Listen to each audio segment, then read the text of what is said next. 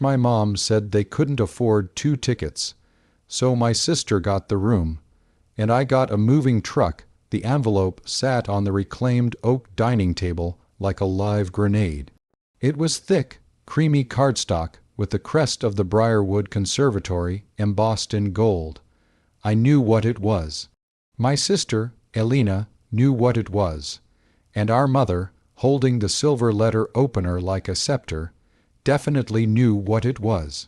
2 acceptances, Mom whispered, her voice trembling with a performative sort of awe. Both my girls, the prestigious summer residency, it's a miracle.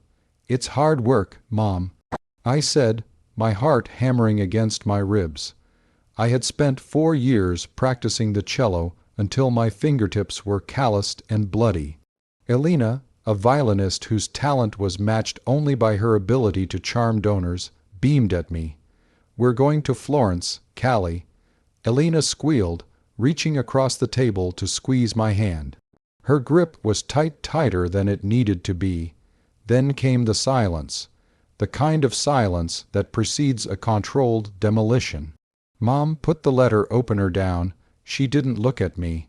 She looked at the centerpiece, a bowl of lemons that suddenly looked very sour. "There's a problem," Mom said. "The foundation only granted 1 full scholarship, the 2nd seat. It's full tuition, plus airfare, plus the housing fee for the villa." I felt a cold prickle at the back of my neck. My father had passed away 3 years ago, leaving us with a beautiful house, a dwindling trust fund, and a mother who viewed budgeting as a personal insult. "How much?" I asked. 2,000, Mom said.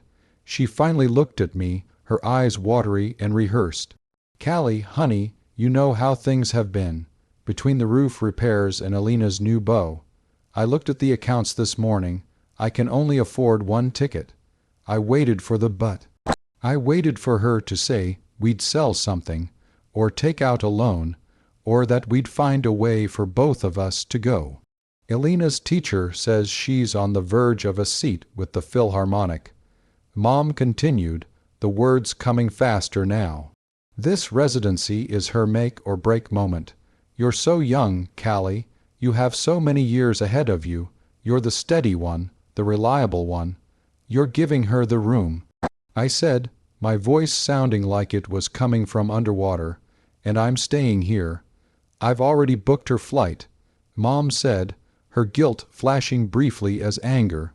"I had to. The prices were rising. I'm sorry, Callie. I really am, but it's her turn." Elena didn't look sorry. She looked like a cat that had just been handed a bowl of cream. "I'll bring you back a leather journal, Cal, to write your practice notes in." I didn't cry. Not then. I looked at the 2 of them, the golden daughter and the woman who curated her, and I realized that in this house I wasn't a daughter. I was a structural support beam. I was the one who did the taxes, the one who checked the oil in the cars, and the one who had spent the last 6 months organizing the grand downsizing. Mom had been talking about to save the estate. "I understand," I said quietly. I stood up and walked to the mudroom. I grabbed the keys to the old Ford F-150. "Where are you going?" Mom called out. "To get a moving truck," I replied. "Like we planned, for the downsizing." Mom sighed with relief. "Oh, thank God. You're such a help, Callie. We need to get all that clutter out of the attic and the basement before we leave for the summer. If we can get the house staged, maybe we can list it by August." "Exactly," I said, a slow, cold heat beginning to bloom in my chest. "I'll handle everything." The revenge didn't start with a scream. It started with a spreadsheet. For the next 3 weeks, I was a ghost. While Elena practiced her Vivaldi in the parlor and Mom spent her days shopping for Florence appropriate linens, I worked. I rented a 20-foot U-Haul and parked it discreetly behind the detached garage. I wasn't just moving clutter. I knew the value of everything in that house. I knew that the old rug, In the study was a hand-knotted Isfahan worth $12,000. I knew the dusty books. In the library included a first edition Hemingway. Most importantly, I knew that my mother had signed a limited power of attorney over to me 2 months ago, so I could handle the boring legalities of the estate sale while she focused on her grief and the girls. She hadn't revoked it. She probably forgot it existed. Day 1, I moved the silver, not the plated stuff we used for Sunday roast, but the heavy, sterling Tiffany sets buried in the buffet. Day 5, I moved the art.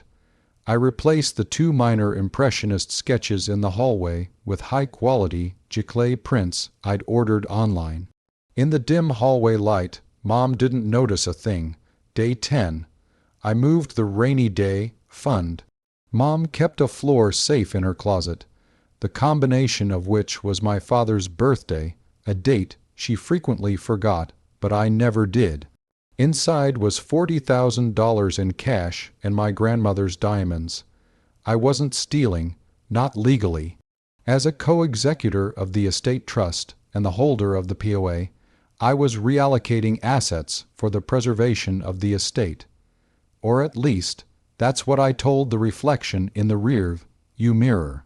The most important part of the plan was the truck itself. I didn't just fill it and drive to a storage unit.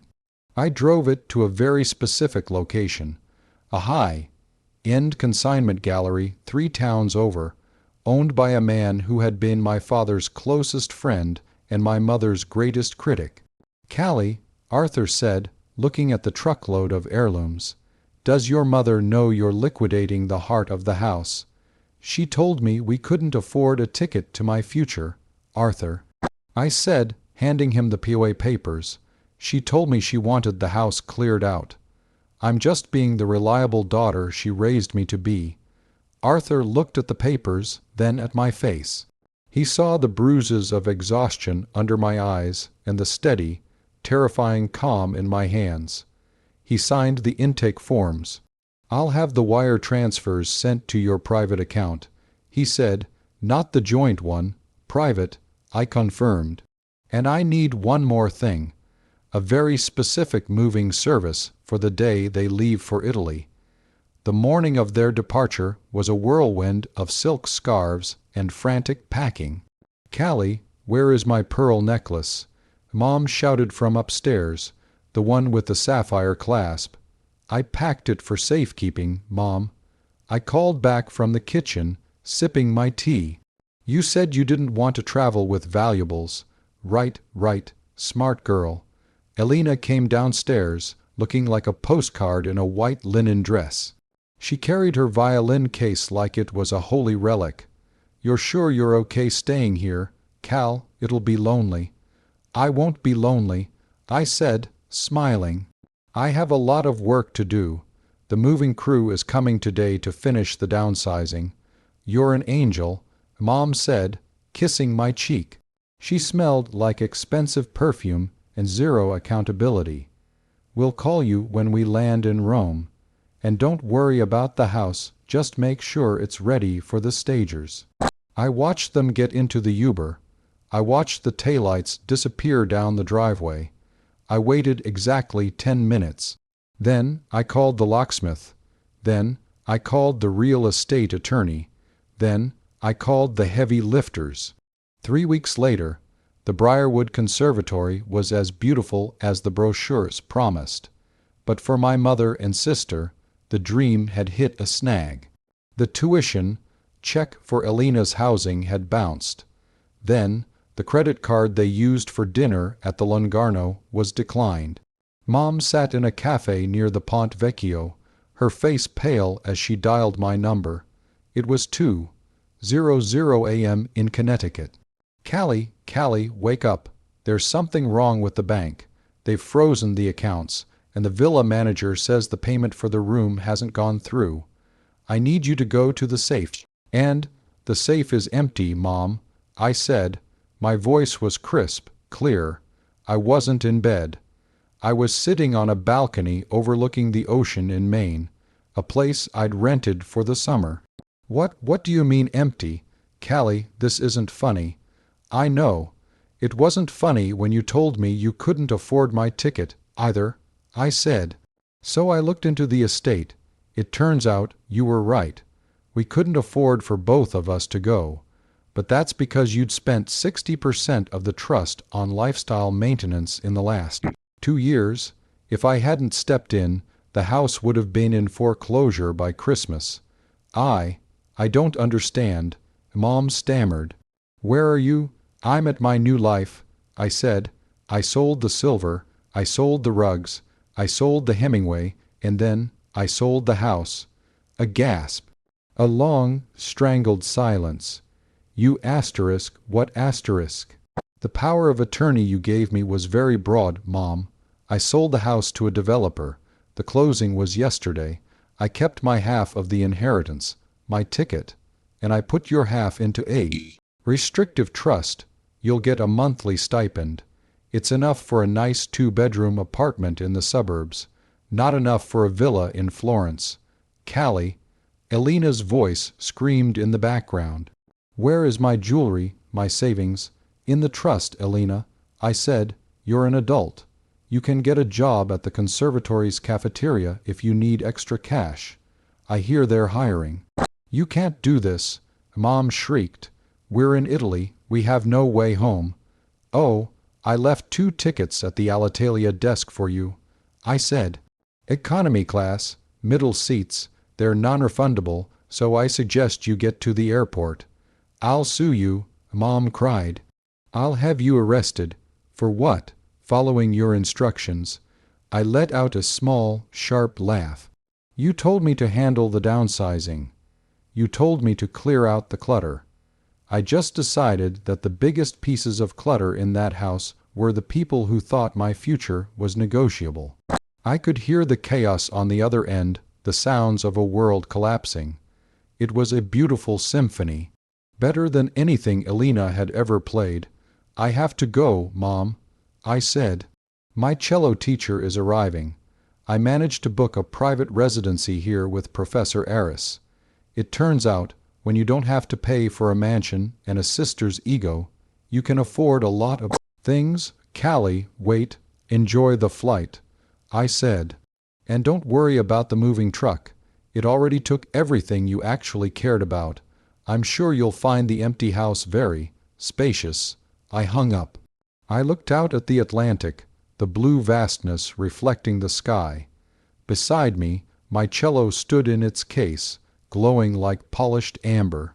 For the first time in my life, the air didn't feel heavy with someone else's expectations. The phone buzzed again. I didn't look at it. Instead, I picked up the bow, felt the familiar weight of it, and drew a single, perfect note that echoed into the salt air. It was a low G, deep, resonant, and entirely mine. I had been the reliable one for 20 years, but being the reliable one meant people forgot you were also the one holding the keys. And I had finally turned the lock. Asterisk asterisk, would you like me to write an alternative ending where the sister tries to retaliate? Or perhaps a prequel scene showing the moment Callie discovered the true state of the family's finances? Asterisk asterisk.